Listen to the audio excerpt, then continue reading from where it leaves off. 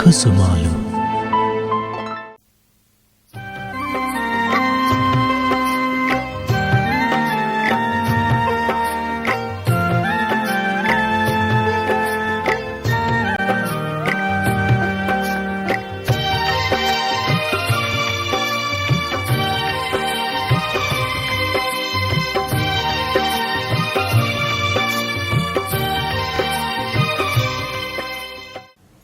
నమస్తే.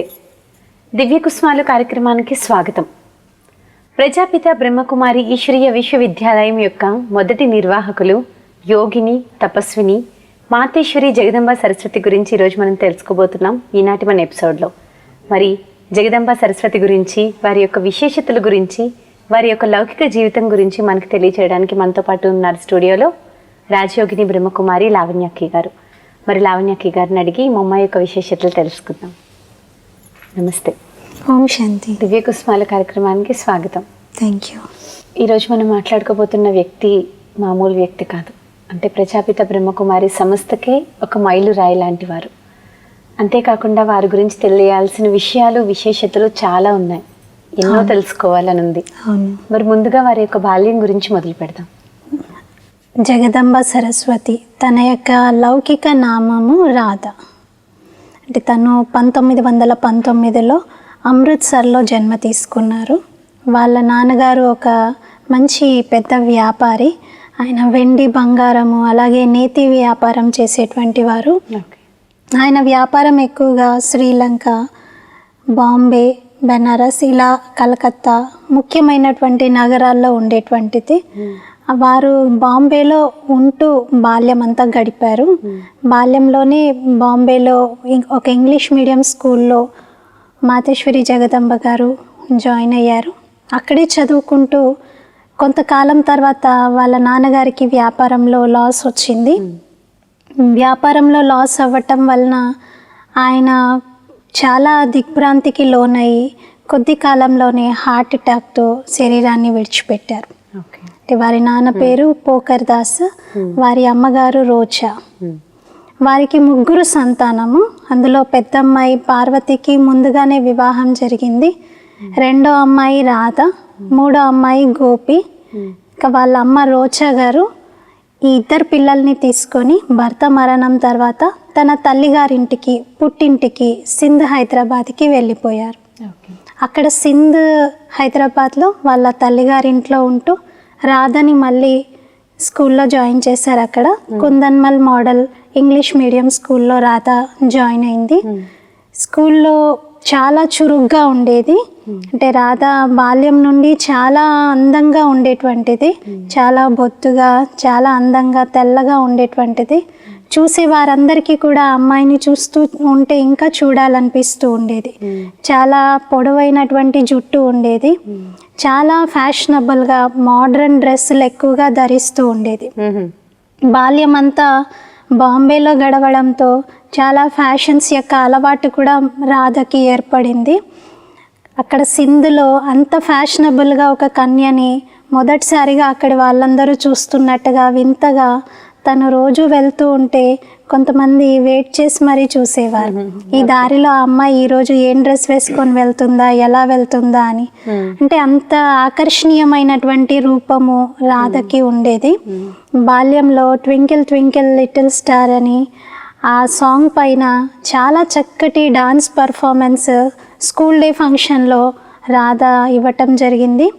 డాన్స్ చేస్తూ ఉన్నప్పుడు వైట్ ఫ్రాక్ని ధరించి, హ్యాట్ పెట్టుకొని, చేతిలో స్టార్ పట్టుకొని డాన్స్ చేస్తూ ఉంటే చూసేటువంటి వాళ్ళందరూ కూడా చాలా ఆశ్చర్యచకితులైపోయారు. అంటే అంత చాలా చక్కటి అభినయము తను ప్రదర్శిస్తూ ఉండేటువంటిది. చాలా చక్కగా రాధ పాటలు కూడా పాడుతూ ఉండేటువంటిది. స్కూల్లో ఏ రకమైన పోటీ నిర్వహించినా అందులో రాధకి తప్పనిసరిగా ప్రైజ్ వచ్చేటువంటిది. అసలు తనకెవరు కూడా సాటి వచ్చే విధంగా ఉండేది కాదు. చదువులోనూ ఫస్ట్ ఉండేవారు. అలాగే ఆటలు, పాటలు, నృత్యము అన్నింటిలో కూడా రాధ ఫస్ట్ నంబర్లో ఉండేటువంటిది. తనకి ఫ్యాషన్స్ రోజుకొక రకమైనటువంటి డ్రెస్ వేసుకోవడం చాలా అలవాటు. తనకి తనే ఒక్కోసారి తన ఫ్రాక్స్ని డిజైన్ కూడా చేసుకునేటువంటి వారు. వాళ్ళ అత్తయ్యకి చెప్పి రుక్మిణి వాళ్ళ అత్తయ్యకి చెప్పి ఆమె ద్వారా స్టిచ్చింగ్ చేయించుకునేటువంటి వారు. చాలా చక్కగా తనకి నచ్చిన విధంగా తన యొక్క డ్రెస్సెస్ని డిజైన్ చేసుకుంటూ ఉండేది. ఇలా బాహ్యమైనటువంటి ఆకర్షణల ప్రభావము చాలా రాధ యొక్క జీవితంలో బాల్యంలో ఉండేది. అంటే చాలా మోడర్న్గా కనిపించేవారు, చాలా అందంగా ఉండేవారు. దానికి తోడు చాలా మంచి వ్యవహారం. కేవలం బాహ్య సౌందర్యమే కాదు, కానీ ఆంతరిక సౌందర్యం కూడా బాల్యం నుండి బాగుండేది. చాలా మంచి సుగుణశీలిగా, సద్గుణవంతురాలుగా, ఎప్పుడు బాల్యంలో కూడా అల్లరి చేస్తూ, ఎప్పుడు ఎవరితో కోపం చేస్తూ గొడవ పెట్టుకున్న సందర్భాలు లేవు. చాలా మంచి స్నేహపూర్వకమైనటువంటి వ్యవహారమే రాధ చేస్తూ ఉండేది. అలా బాల్యం నుండే అందరినీ ఆకట్టుకోగలిగేటువంటి స్వభావము, రూపము రాధకి జన్మతః భగవంతుడిచ్చినటువంటి వరంగా లభించింది. ఖచ్చితంగా చాలా బాగుంది వారి బాల్యం. అయితే ఈ సత్సంగంలోకి ఎలా వచ్చారు? అంటే ఈ బ్రహ్మకుమారిస్లోకి ఎలా రావడం జరిగింది? అంటే వారి నాన్నగారు చనిపోవడంతో వాళ్ళ అమ్మ చాలా దుఃఖంలో రోజు బాగా ఏడుస్తూ ఉండేటువంటి వారు.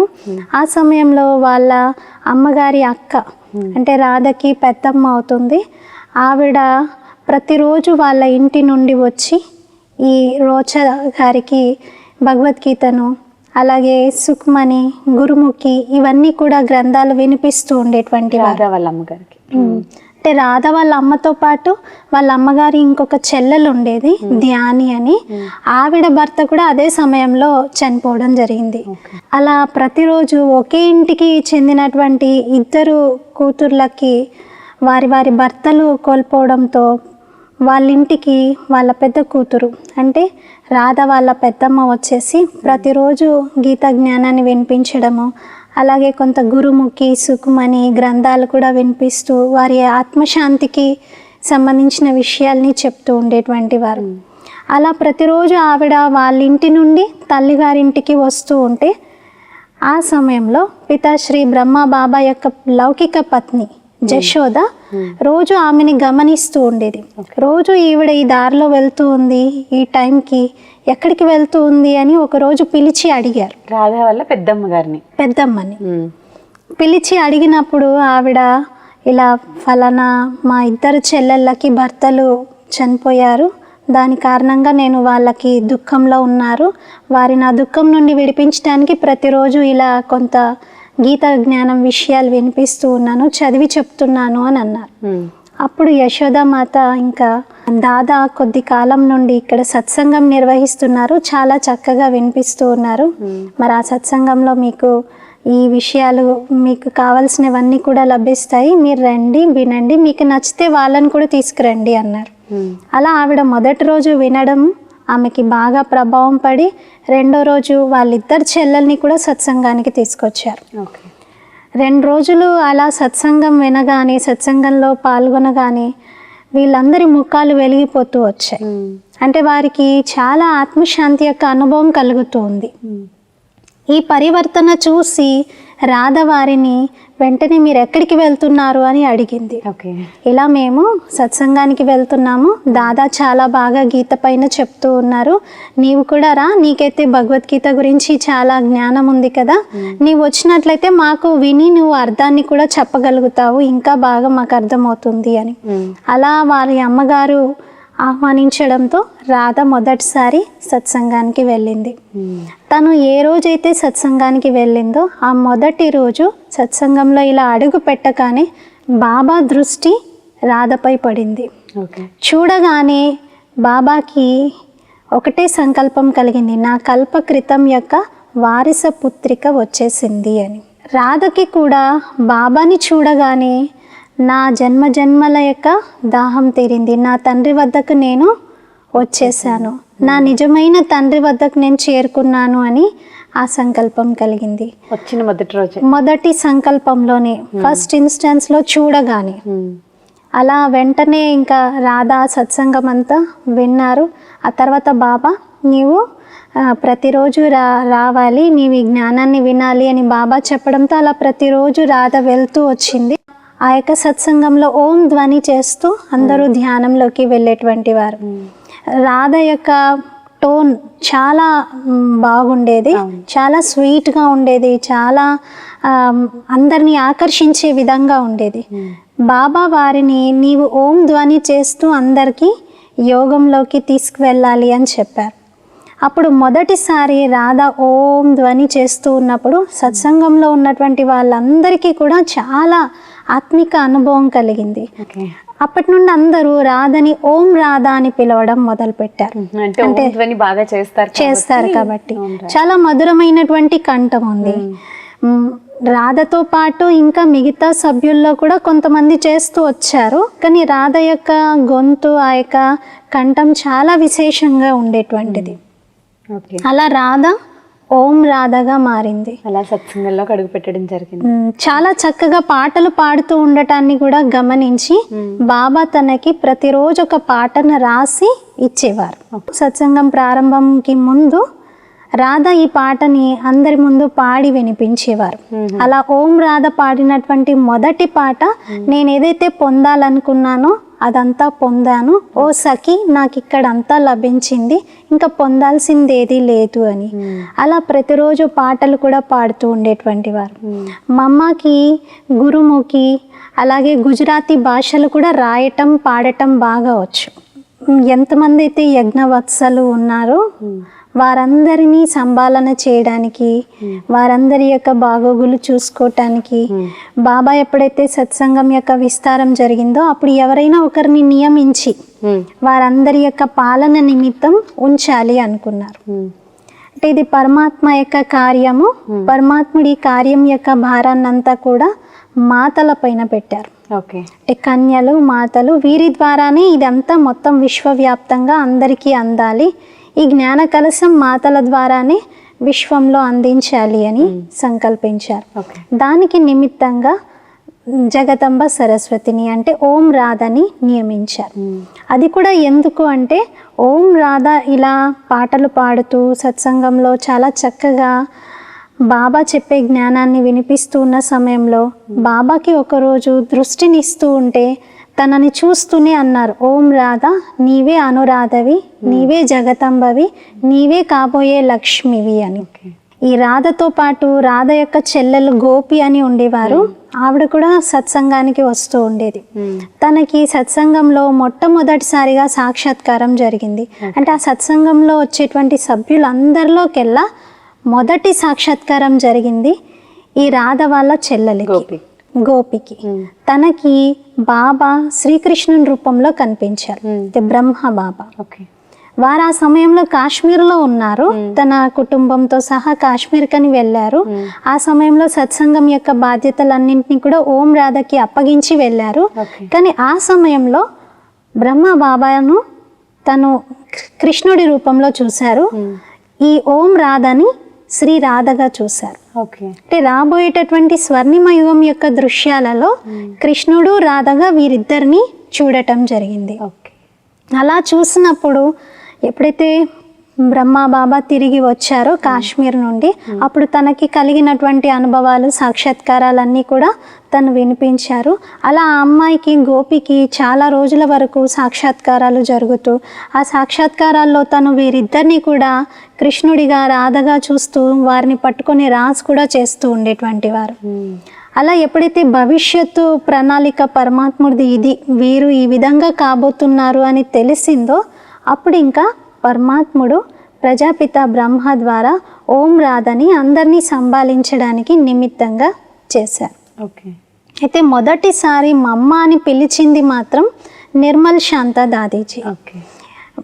ప్రజాపిత బ్రహ్మ యొక్క లౌకిక కూతురు, అంటే దాదాగారి లౌకిక కూతురు నిర్మల్ శాంత.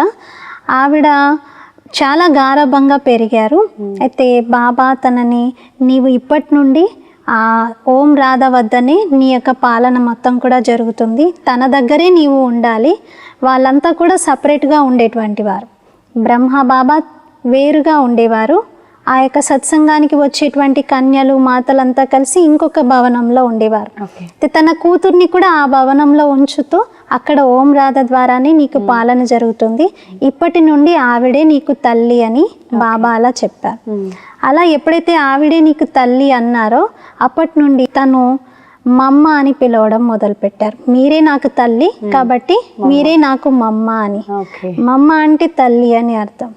అలా ఎప్పుడైతే తను మొదటిసారిగా మమ్మ అన్నారో అప్పటి నుండి మిగతా అందరు కూడా నెమ్మదిగా నిజంగా మనందరికీ పాలన ఇచ్చేటువంటి తల్లి బాధ్యతలో తల్లి యొక్క స్థానంలో ఉన్నారు కాబట్టి వీరే మనందరికీ మమ్మ అని అందరూ పిలవడం మొదలు పెట్టారు. వయసు చిన్నదే రాధది, కానీ చిన్నదే. ఆ సమయంలో 17-18 సంవత్సరాల వయసు ఉంది. అయినప్పటికీ అందరూ మమ్మ అని సంబోధించేవారు. చివరికి తన కన్న తల్లి కూడా రోజా గారు కూడా మమ్మ అనేవారు. దాదాగారి పత్ని అంటే బ్రహ్మ బాబా యొక్క పత్ని జశోద గారు కూడా మమ్మ అని సంబోధించేవారు. బాబా కూడా మమ్మ అని అనేవారు.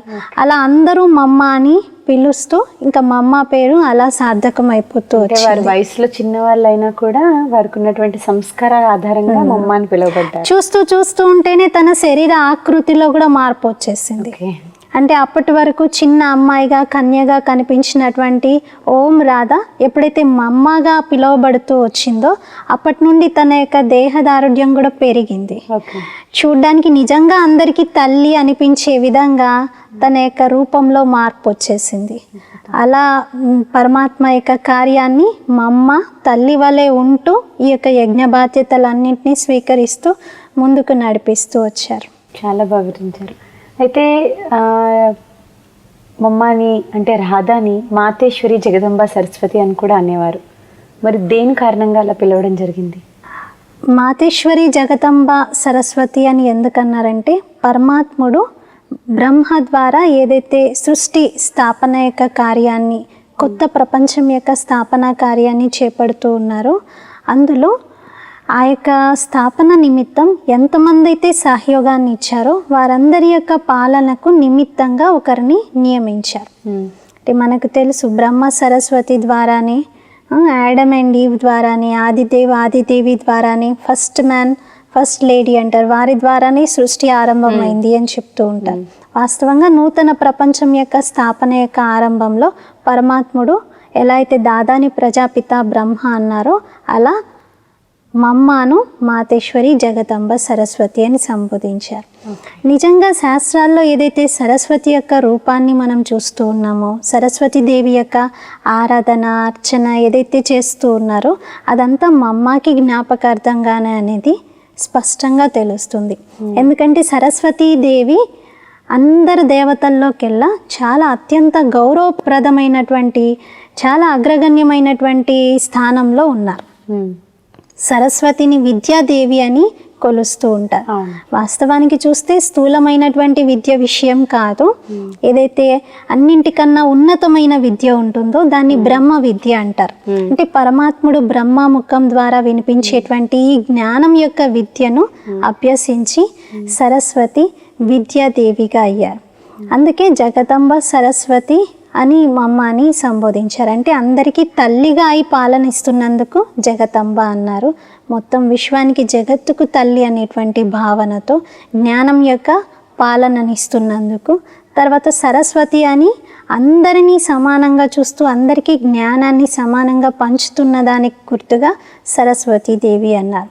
చూస్తే సరస్వతీదేవి యొక్క వేషధారణలో కూడా తెల్లని వస్త్రాలను చూపిస్తారు. అంటే శ్వేతాంబరధారి అని అంటారు. అంటే శ్వేత రంగులో అంటే ఏదైతే తెలుపు రంగు ఉందో అందులో అన్ని రంగుల మిశ్రమము ఉంది.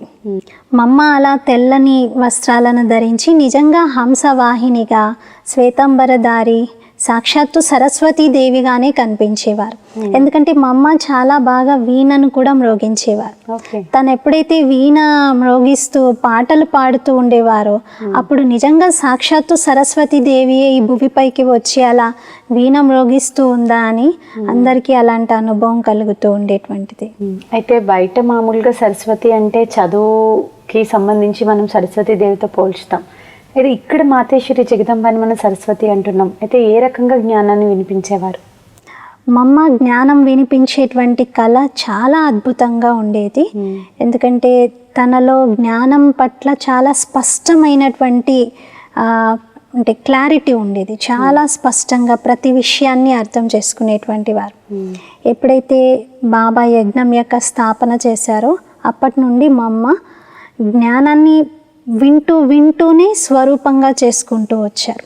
అంటే జ్ఞానంలో విన్నటువంటి ప్రతి విషయాన్ని, ప్రతి వాక్కుని కూడా తన జీవితంలో ఆచరణలో చూపిస్తూ వచ్చారు.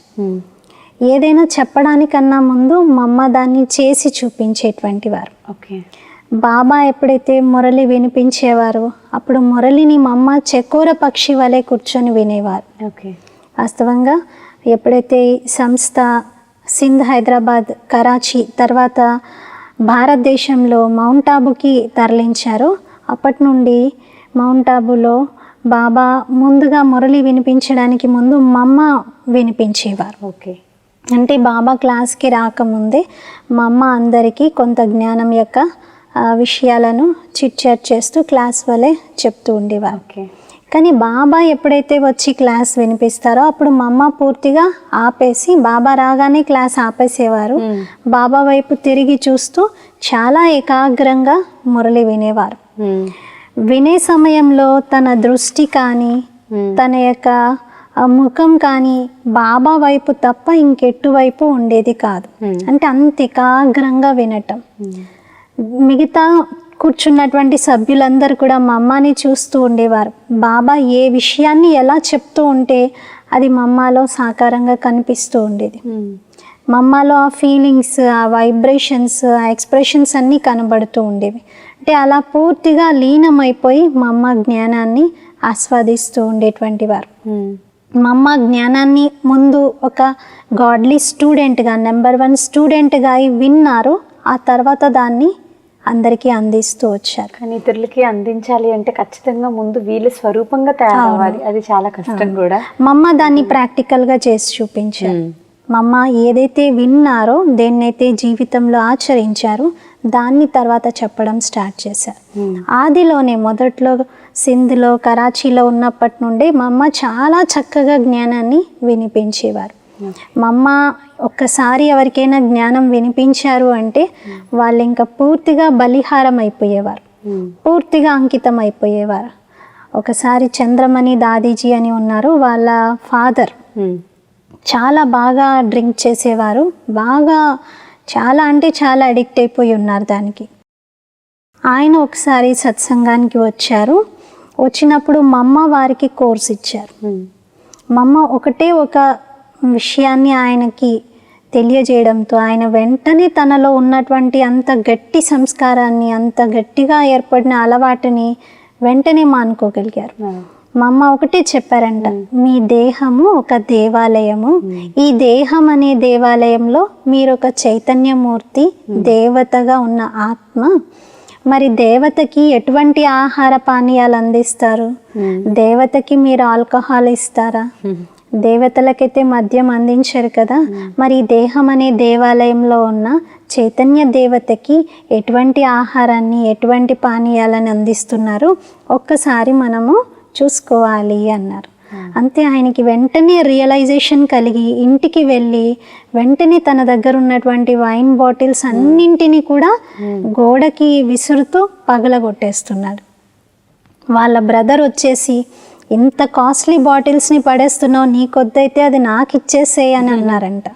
కానీ అతను వినకుండా, లేదు ఇది నాకు హానికరం అంటే నీకు కూడా హానికరమే, కాబట్టి ఇటువంటివి తీసుకోకూడదు అని వెంటనే వాటన్నిటినీ అక్కడికే సమాప్తం చేశారు. అంటే మా అమ్మ జ్ఞానం చెప్పే విధానంలో ఎదుటివారి గుండెలకి, హృదయానికి అలా తగులుతూ ఉండేది. అలా చాలా మంచి వాగ్దాటి ఉండేది. బాబా చెప్పిన ఒక్క విషయాన్ని చాలా విస్తారంగా వినిపించేవారు. అంటే ఒక పాయింట్ యొక్క వివరణ ఎంతో స్పష్టంగా ఎన్నో రకాల ఉదాహరణలను ఇస్తూ ప్రాక్టికల్గా పోలుస్తూ మా అమ్మ ఒక్క విషయం పైన అరగంట, గంట సేపైనా చక్కగా క్లాస్ చేయిస్తూ ఉండేటువంటి వారు. అలా మా అమ్మ చెప్పిన సమయంలో ఎవరైనా జ్ఞానం విన్నారు అంటే వారి మనసులో ఉన్నటువంటి సంశయాలు, సందిగ్ధాలన్నీ కూడా సమాప్తం అవుతూ ఉండేవి. Okay, super. మరి అలాంటి మాతేశ్వరి జగదంబ గురించి ఎన్ని చెప్పుకున్నా చాలా తక్కువే. మరి ఇప్పటికీ సమయం అయిపోయింది కాబట్టి ఈ ఎపిసోడ్తో ఇక్కడితో క్లోజ్ చేసి మళ్ళీ ఎపిసోడ్లో తప్పకుండా మరిన్ని మా అమ్మ గురించి విశేషాలు చెప్పాలని మనస్ఫూర్తిగా కోరుకుంటున్నాం. నమస్తే. మాతేశ్వరి జగదంబలో ఉన్నటువంటి గుణాల్లో కొన్ని గుణాలు మనం తెలుసుకున్నాం కదా. మరి వారి యొక్క విశేషతలు ఏంటి, వారి యొక్క అనుభవాలు ఏంటి, వారు ఏ విధంగా అందరికీ దారిని తెలియచేసేవారు, ఈ రకమైనటువంటి ఎన్నో విషయాల్ని మరొక ఎపిసోడ్లో తప్పకుండా మనం తెలుసుకుందాం. ఇప్పటికీ ఎపిసోడ్ ఇంతటితో ముగిస్తూ మరొక ఎపిసోడ్లో మళ్ళీ కలుద్దాం. అప్పటి వరకు సెలవు. నమస్తే.